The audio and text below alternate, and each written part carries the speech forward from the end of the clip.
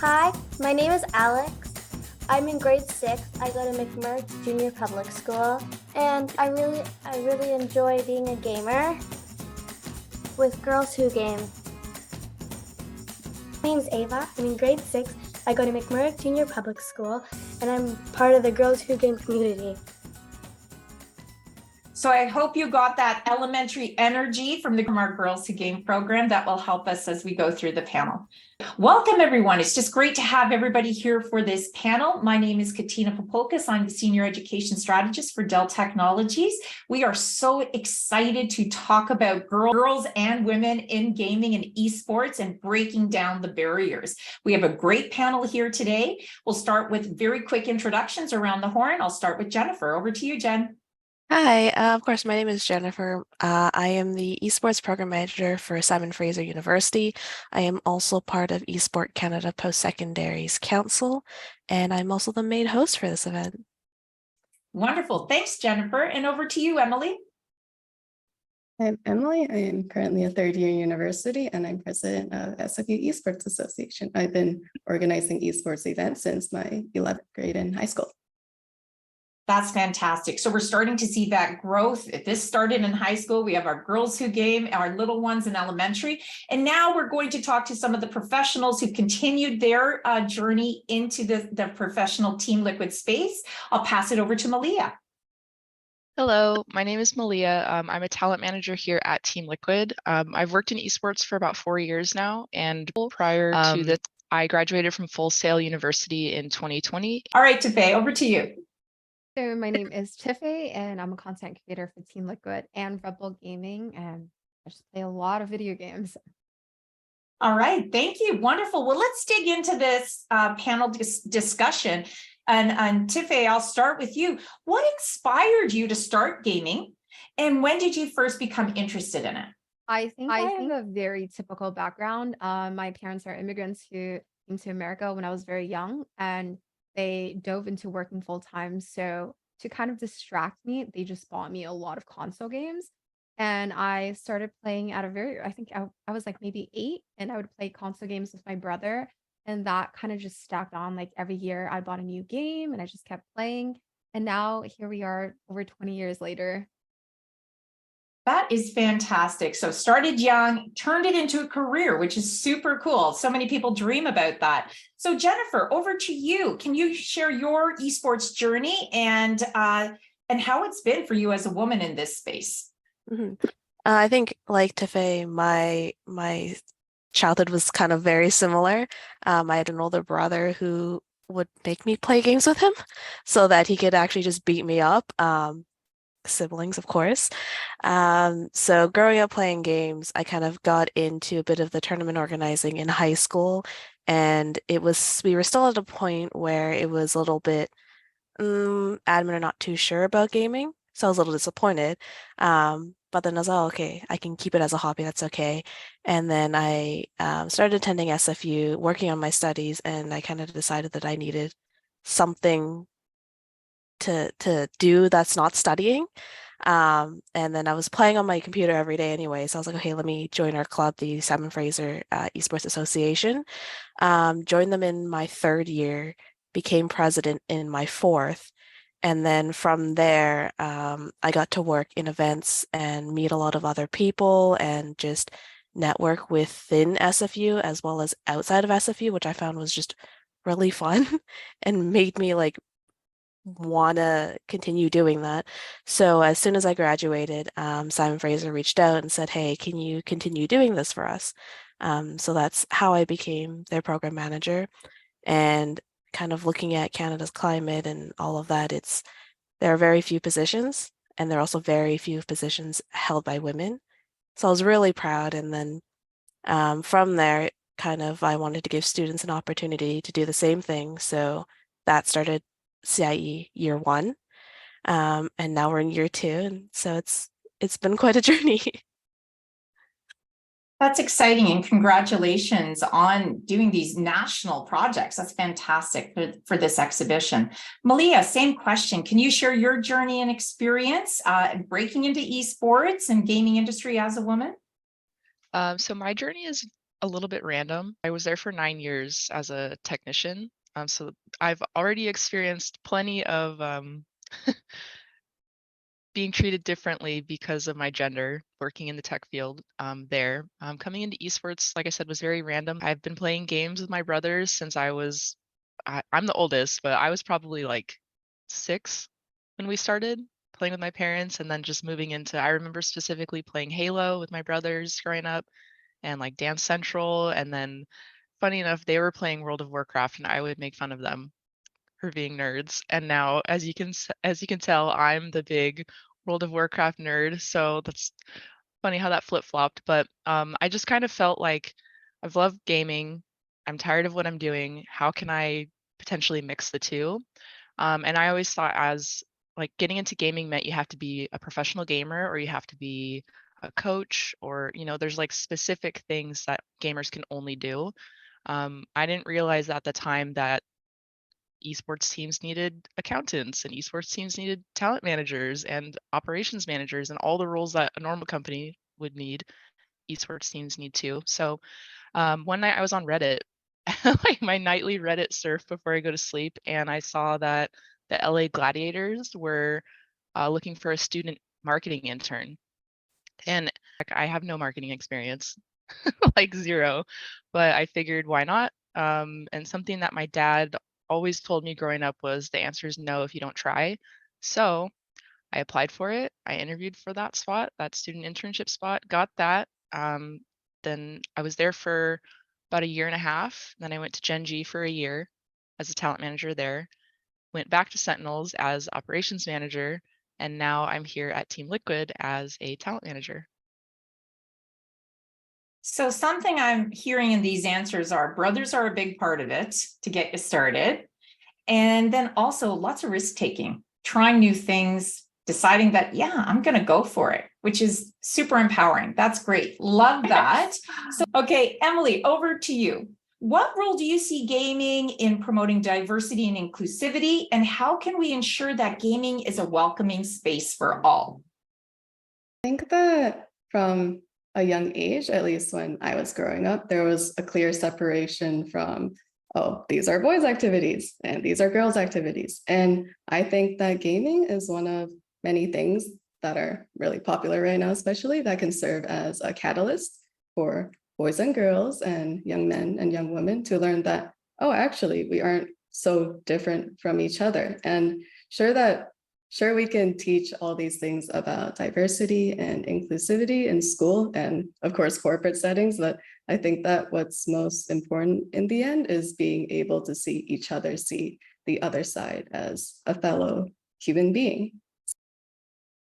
We can ensure that gaming is a welcoming space for all by, I guess, shattering these stereotypes, shattering these us versus them type of mentality, and being able to have spaces and opportunities to bring each other together. I love that. A fun space for all to be in as human beings. That's great. All right. So I do think we need to talk about the challenges, because this panel is about breaking barriers. So let's start. Jennifer, we'll start with you. So what challenges have you faced as a woman in the gaming community, and how have you tried to overcome them?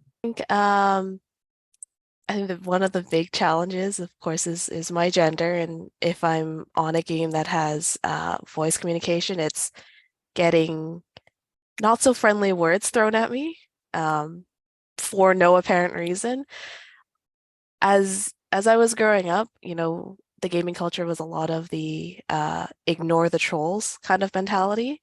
And I can see positives and negatives to that, but I think right now I'm at the point where I ignore a lot of that. Kind of, you're in a game, you don't matter to me after this, you don't really matter to me in the game, so ignore it. But then there is a point to kind of say, enough's enough, cut it out. I think collectively need to stand up for each other and just be humans as a base level. So I think that is one of the pretty still big challenges within the industry, and we're getting better, as most industries do. Melia, same question. What are some of the challenges you faced in this space, and how are you trying to overcome them? For me, I mean, kind of building off of what Jennifer said, you game and you run into these people that the moment you open your mic, they just don't like you.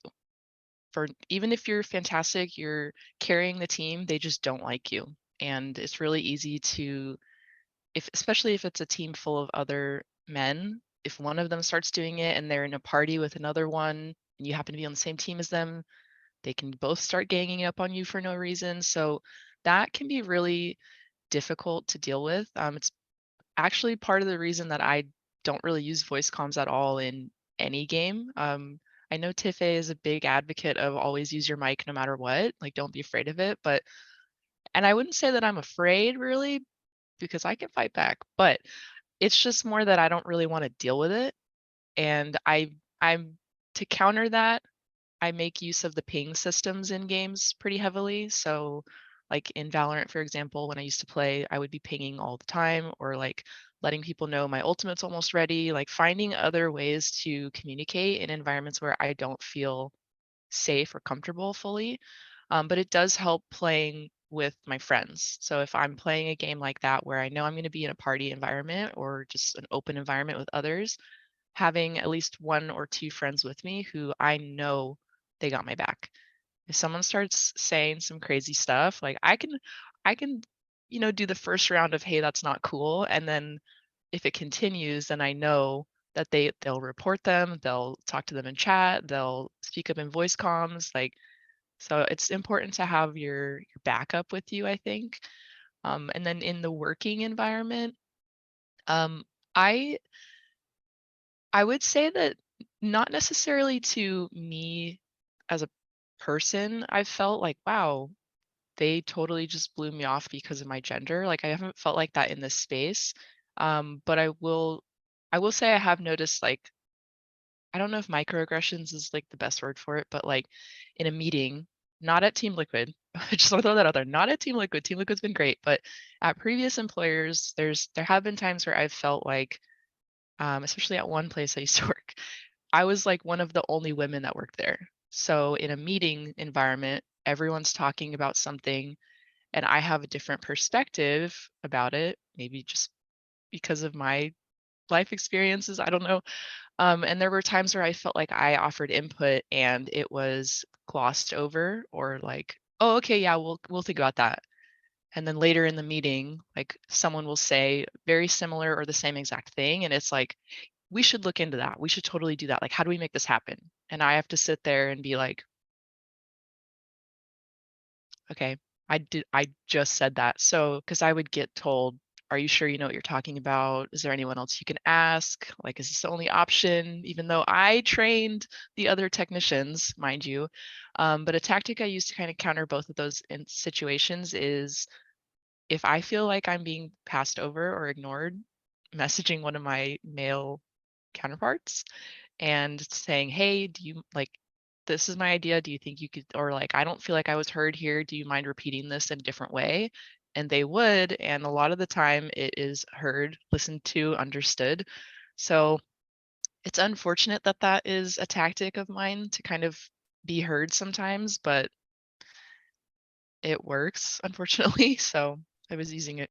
Well, I think I really love the idea that you brought up there is allies, whether it's in gaming or in industry.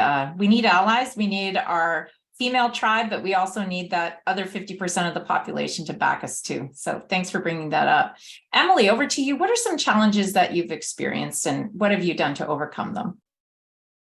Definitely took a very similar approach to Melia, where I used to actively try to avoid multiplayer games with voice comms from a young age because of the way I was treated as a young girl. And so the challenges I face definitely have to do with the stereotypes about women in gaming, and a really strong desire to go against these stereotypes, to the point where when I was a young girl, my own identity at many points was largely based on trying to go against these stereotypes rather than being someone that's authentically myself. Someone that is a woman and feminine presenting cannot possibly be good at video games, that kind of mentality that we see so often.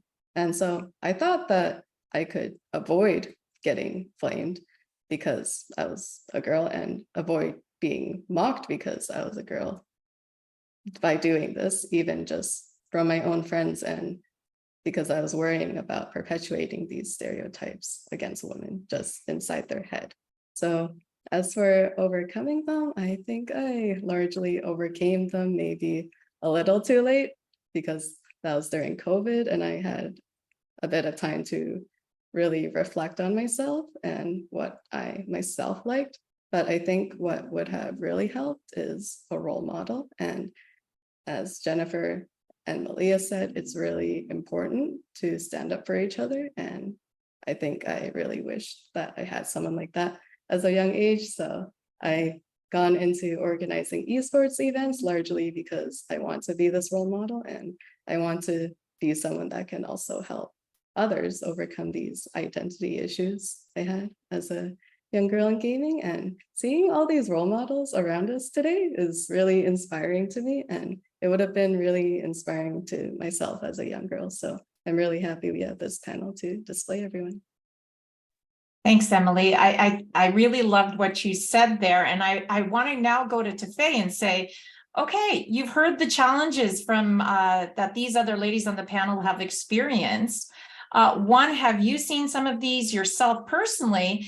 And two, what advice would you give to other young girls and women who are interested in gaming, but may feel discouraged or intimidated by the community, just given what we've heard so far?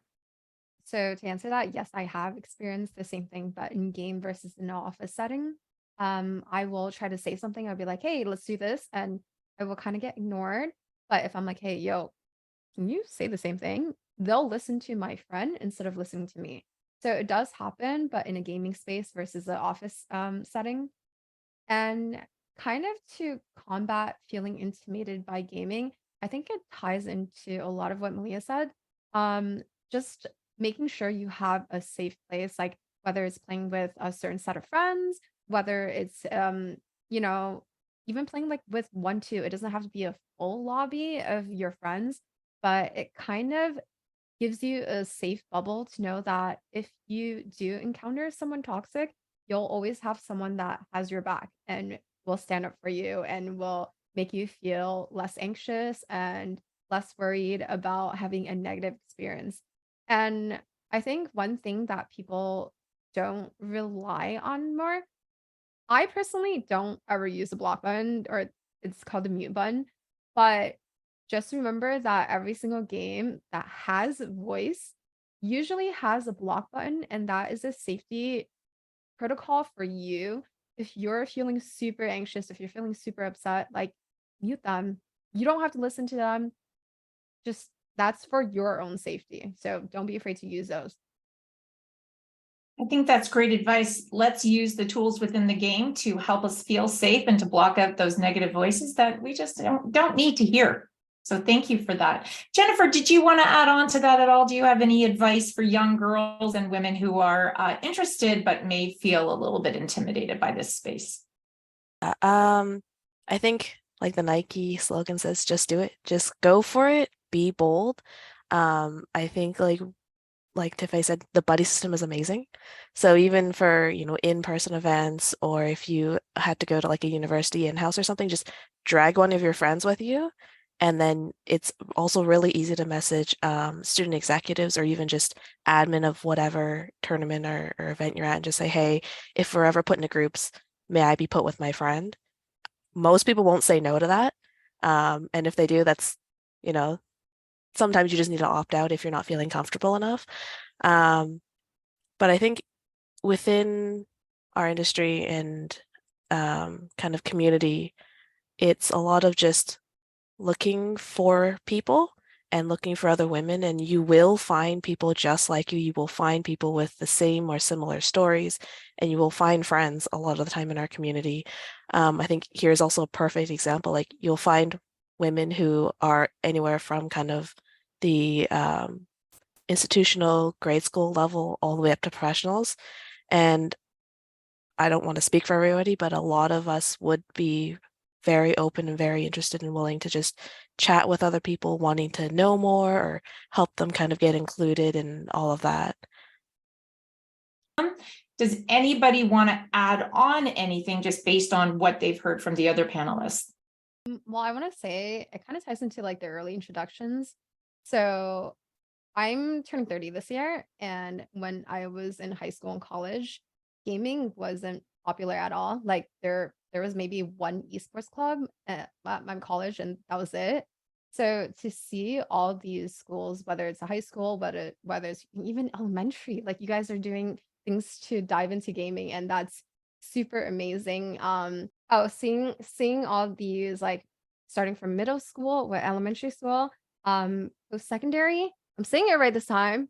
High schoolers, seeing that everyone's diving into gaming and making gaming a collective thing for everyone makes a really good ecosystem, and it's really nice to see.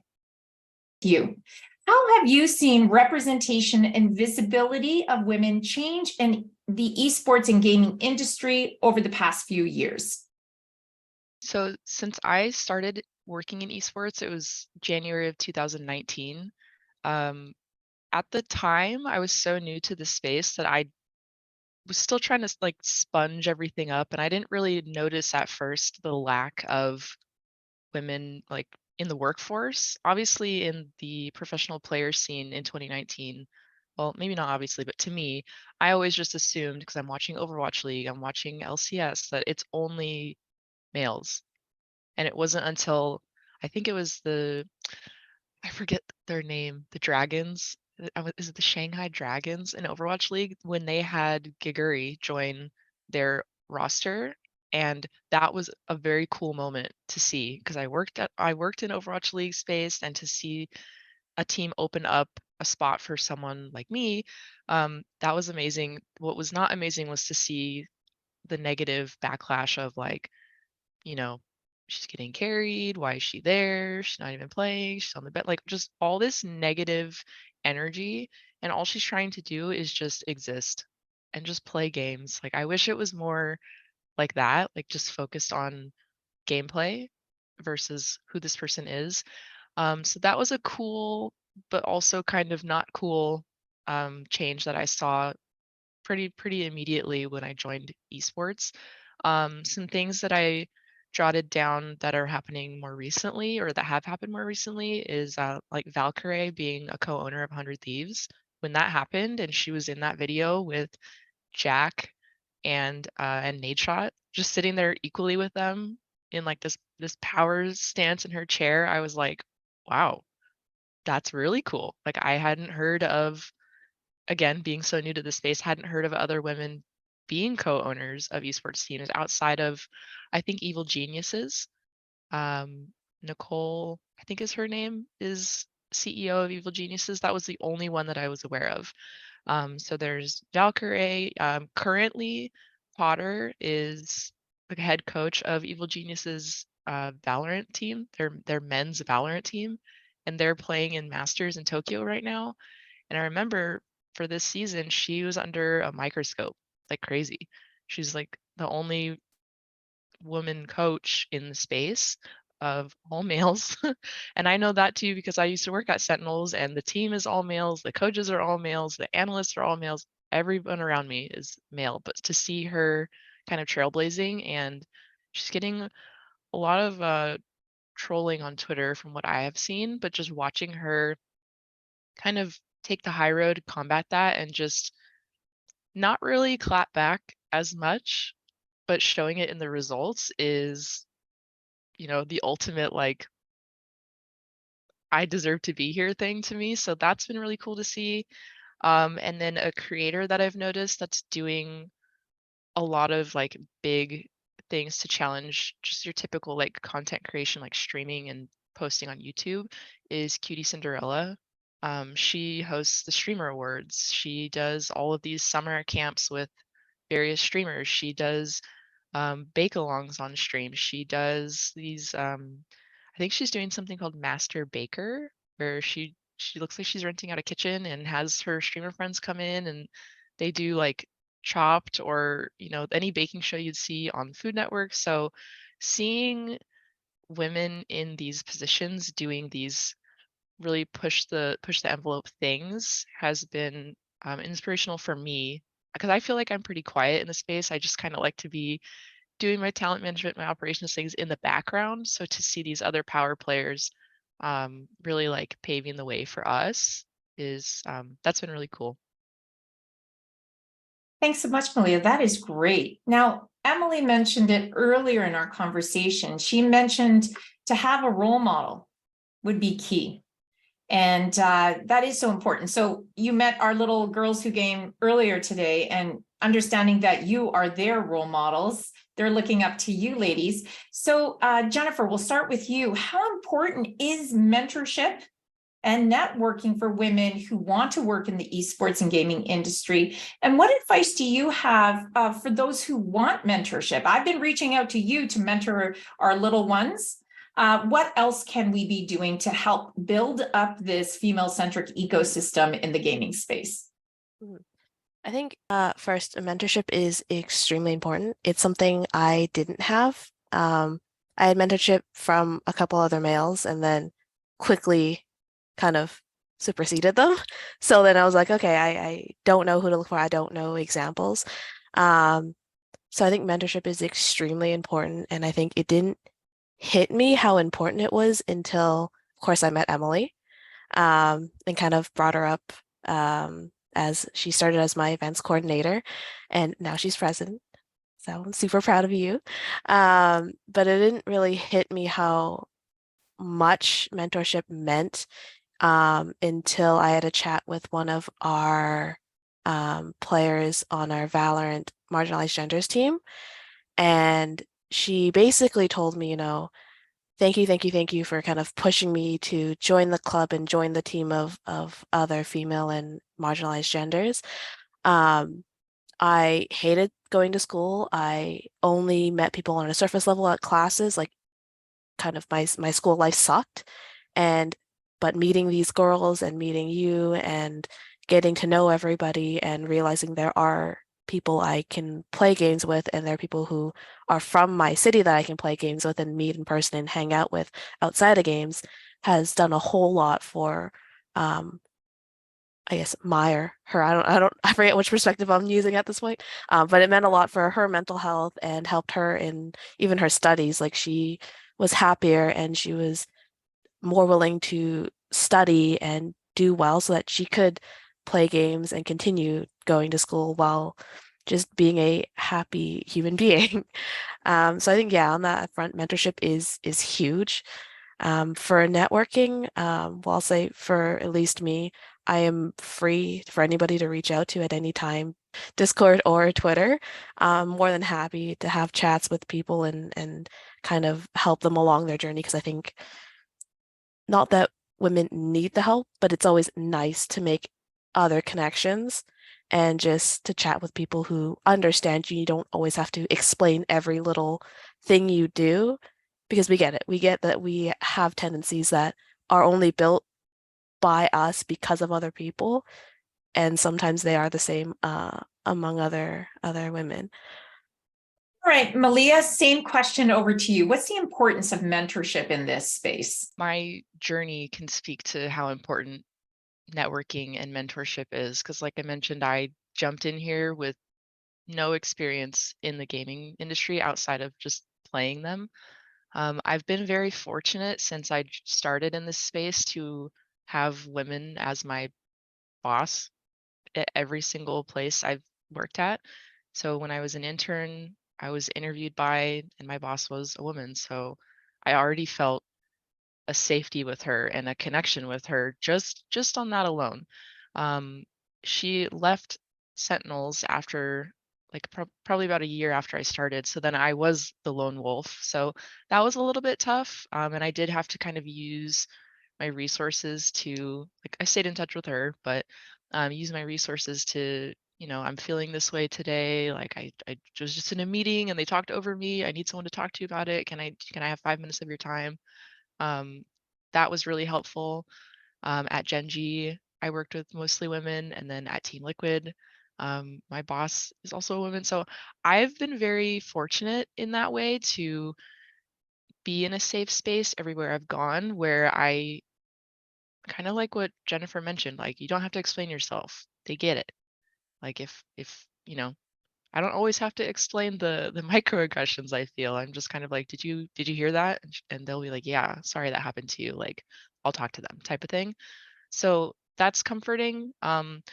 Something that I noticed, like some are things that I've noticed since I've joined the space, is there are Discord servers for various games and things where it is women and marginalized genders, where that can be your safe space too. And if you join a Discord server, you don't have to be the super chatter. You don't have to introduce yourself right away. You can just kind of sit and lurk, but just being there and reading through other people's experiences, like that can be a comforting thing. So some examples of this that I've experienced in my time in this space is the Gallerants server. So that started with, I think it was just a Discord server where it was initially just women, kind of like a looking for group hangout. And now they have turned into fielding their own tournaments, and they have success stories coming out of that. In VCT right now, there's a caster. Her name is Mimi, and she started in the Gallerant server taking like how to start casting workshops that they would put on. And now look at her. She's just flying, doing her own thing. So that's an example of a safe space you can be in if you're interested in Valorant. Something for me that really resonates with me is the Liquid Women in Warcraft Discord server. So that is a safe space for me. One, because I work at Team Liquid, but before that, I was already in the server. And two, because I play World of Warcraft. That is my main game that I love so much. And just being there, I would say that sometimes the servers I've noticed can turn into like an echo chamber of like, we hate men, men this, men that. And sometimes that isn't the most helpful for me. But what I do find helpful is, hey, I'm starting a community raid. Like, are there any ladies in here that want to join? Or like, hey, I don't feel comfortable asking my guild what stats I should have on my gear. Like, how should I be enchanting this? Because I feel like they're going to be rude to me or like assume that I should know this. So they go there and they're like, hey, are there any other people who play Resto Shaman? Like, I was just wondering what piece of gear should I be picking here? So just having that as a resource, because maybe you don't know what to Google, or you don't have friends on your friends list to ask, or so that safe space is cool to have. And then kind of building on that, something really important that my first boss told me when I was an intern, because I did not have Twitter when I joined esports. And she straight up told me, she was like, if you're working in this space, you need to have Twitter, and it needs to be public, because Twitter is our LinkedIn, Twitter is our TMZ, Twitter is our announcement space for everything. So that is a huge suggestion I would make to anybody is get Twitter if you don't already have it.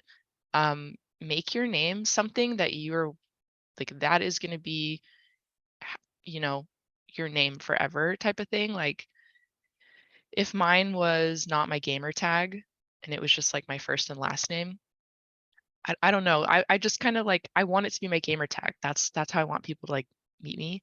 So make it something permanent that you're not gonna have to change a ton. And then just follow people. You don't have to comment on everything they post, but just follow them. That's a way to network. And if you end up liking their posts and they remember your username, then maybe you can connect later. But I would say Twitter is a huge. I know it's kind of changed more recently to be um, a little more difficult to use, but Twitter is huge. Get Twitter. All right, so let's move on to our next question, Tiffae.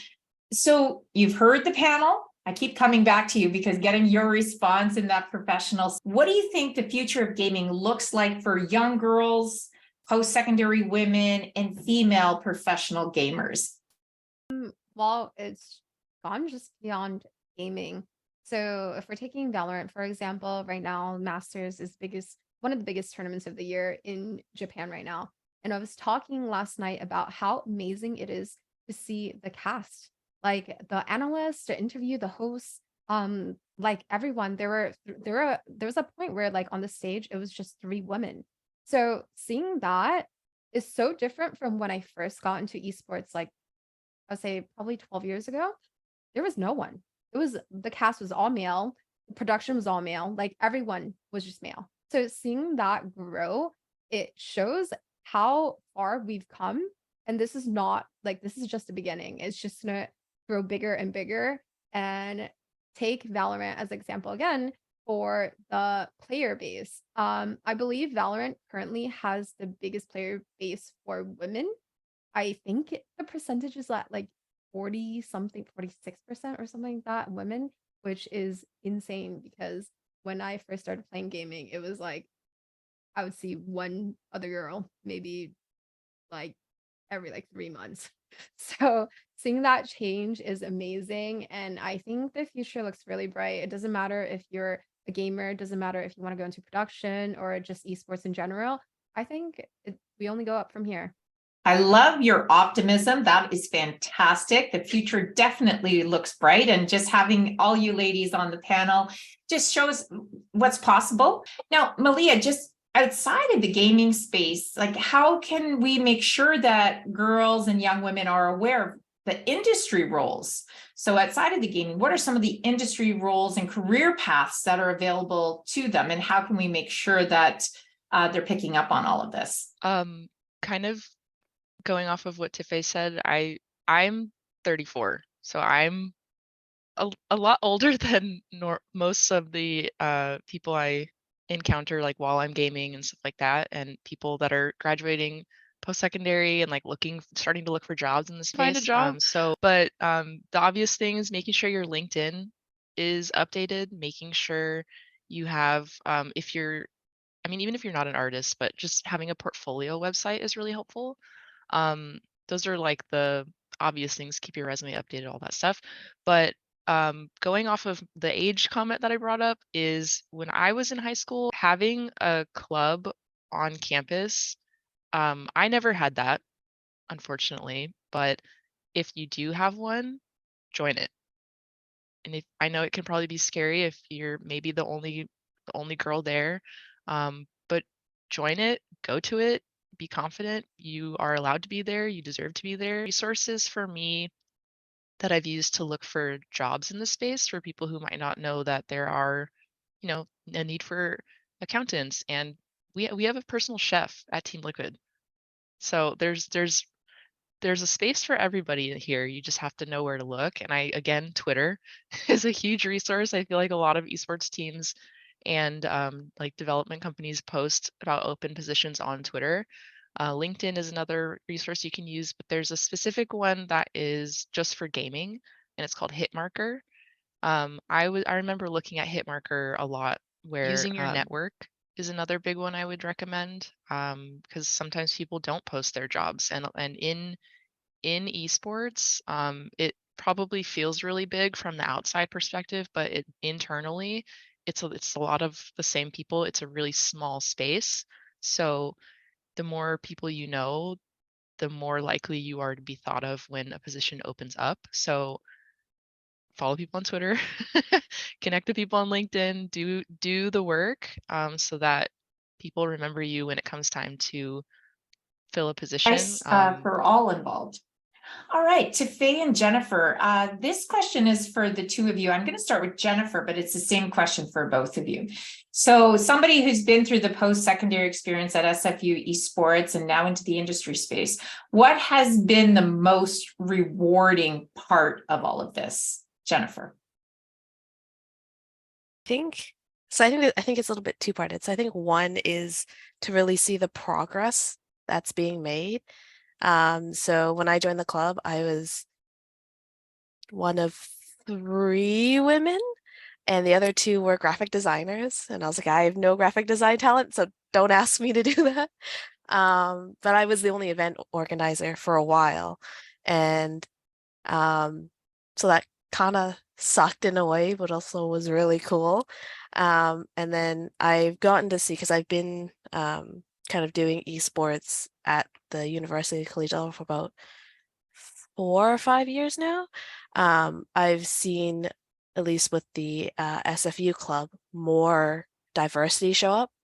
So it's really cool to see from all guys to we're gonna have everybody from different walks of life. And I've also really noticed that in various schools across Canada. A lot of the people I have the pleasure of working with for this event, they come from a very diverse background, and a lot are women and a lot are non-binary, and it's really cool just to see that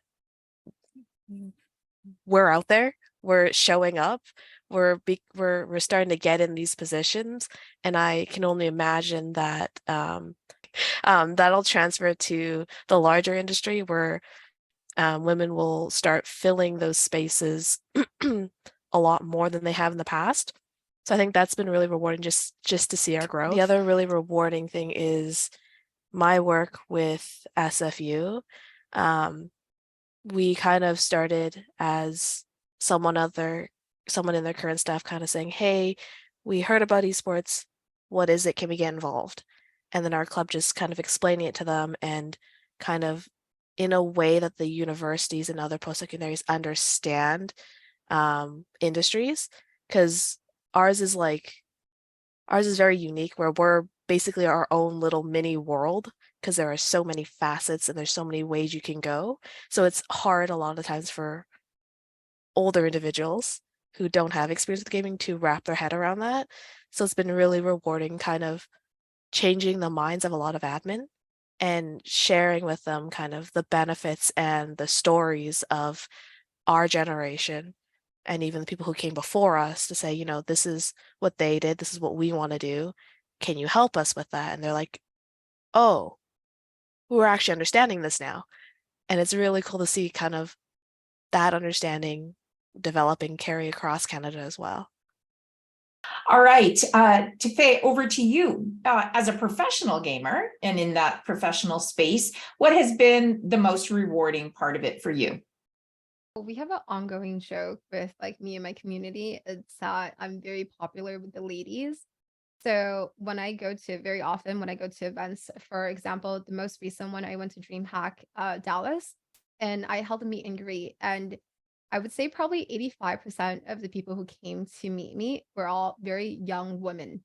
So seeing that I'm able to have that kind of impact, and sometimes people get very emotional because they're like, hey, I just want to tell you, your content really helped me be more confident in myself. I'm able to like talk in my games, or I'm able to speak back when I'm getting bullied now.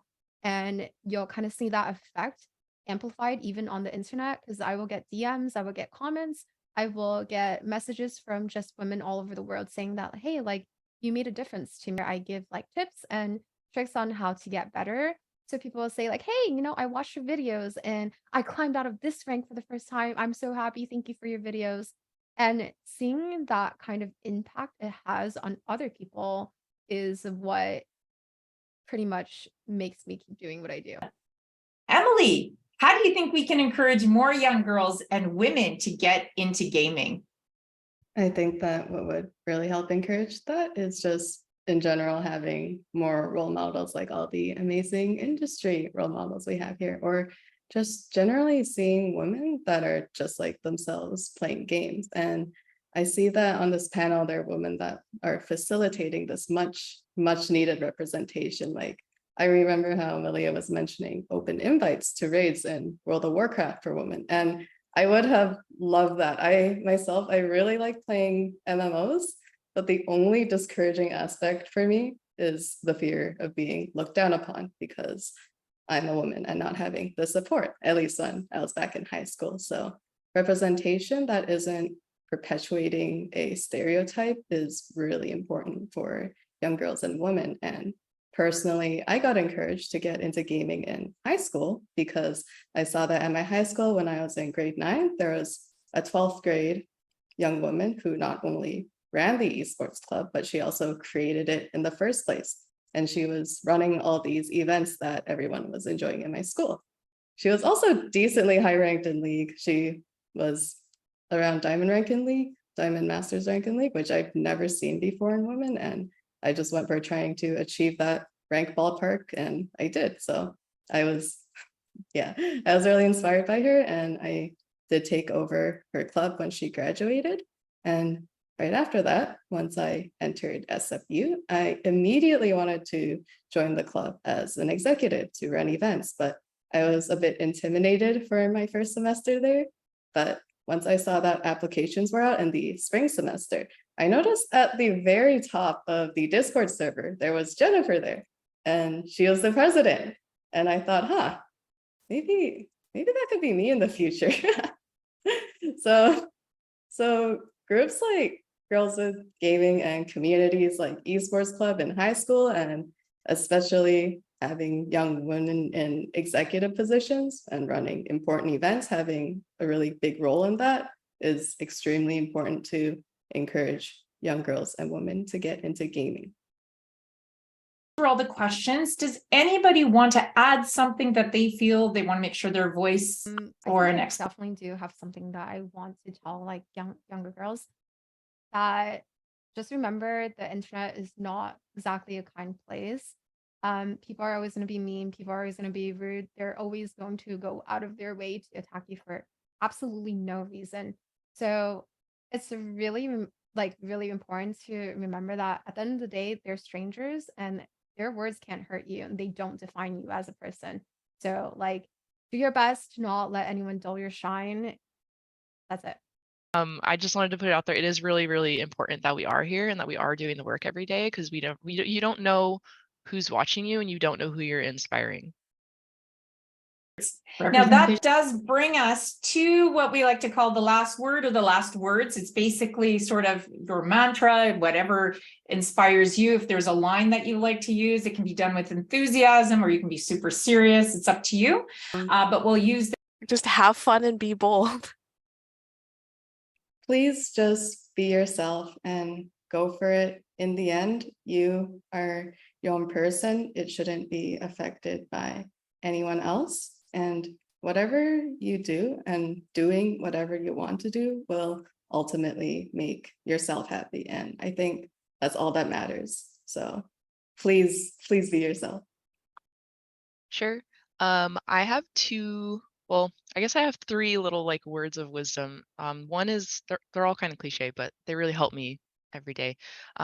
There's a saying that's something like, you could be the sweetest peach in the bunch and there's still going to be someone who doesn't like peaches or any fruit, whatever. But to that point, keep doing you, because there's always going to be somebody who doesn't like you for no reason at all, or whatever they're having a bad day, whatever it is. Keep doing you, keep being a peach, keep going. So that's one. Two is progress over perfection is something that's really important for me, because I do sometimes feel that extra pressure of, oh my gosh, I can't mess up, because they're going to be like, oh, well, of course you missed that shot because you're a girl, like you shouldn't be in this game, whatever. But just knowing in my mind that I'm getting better at something and being me versus being perfect. Kind of, Emily mentioned that earlier, trying to be this person so that I don't get scrutinized versus just being comfortable with me and doing me. Yeah, so progress over perfection, just improve every day, just be you, just get better. And then the last thing, I said this in the very, very beginning, but it's probably the most important thing in my life that my dad said is the answer is no if you don't try. So you are already sitting at a no if you just sit here and contemplate, should I apply? Should I join this Discord? Should I queue up? Should I do this? Just do it. Just do it. Go for it, because you never know what could come from it. Love it. All right. Tiffae. Mine is more gaming related, but I just want to say that like I kind of went over before, bad experiences are bound to happen. It's kind of inevitable just because it's on the internet and it's going to happen. All I want to say is that for every bad experience or bad person I've met, I can remember maybe 5 to 10 times the amount of positive experiences or positive people I've met. So those are the ones that stayed with me and those are the memories I cherish. So just try your best to forget the bad ones. That's great advice. I love it. But it's just been such a pleasure to work with you ladies, and it's a great experience for Team Liquid and SFU all together. So thank you for everything. We really appreciate it.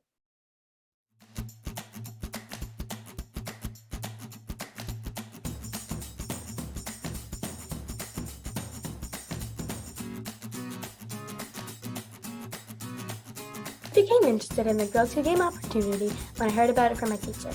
I decided to join this network of girls to develop my skills as a designer and a builder in Minecraft. I've developed my communication and problem-solving skills based on tech issues and coming up with strategies during the esports competition. I want to make a difference, and this is how I found a way to make a difference and promote STEM and gaming within our school team. In Girls Who Game, I feel like it's showing that girls can play games, and it's not just for one gender or identity. And it has built my confidence and also grown my willingness to try new things. As a team, we continue to do risk-taking. I am proud to say that I've been improving in my digital skills and critical thinking.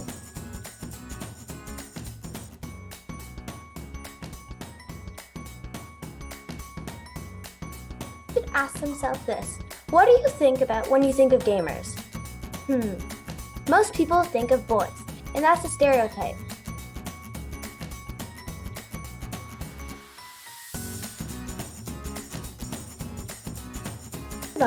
Developers and publishers can make their games more inclusive for all ages by promoting representation. This includes what is appropriate for junior students that can build and complete like a Minecraft and esports versus promoting violence towards other players for points. It would be great to include avatars that have different skin colors, body shapes, and the hero with varied abilities and disabilities.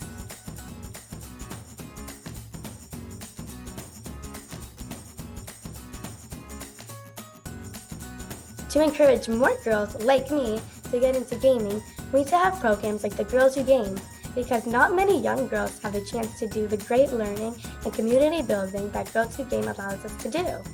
I think if all young girls had the chance to do Girls Who Game, they might want to continue gaming and explore more learning STEM.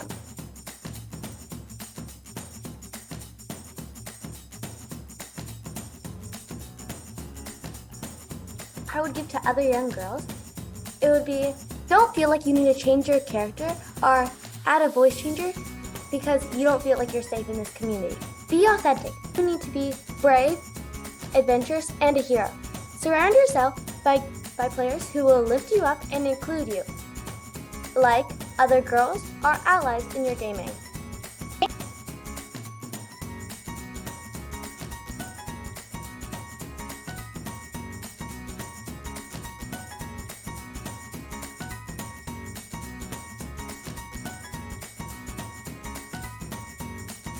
Girls Who Game rocks! Game on!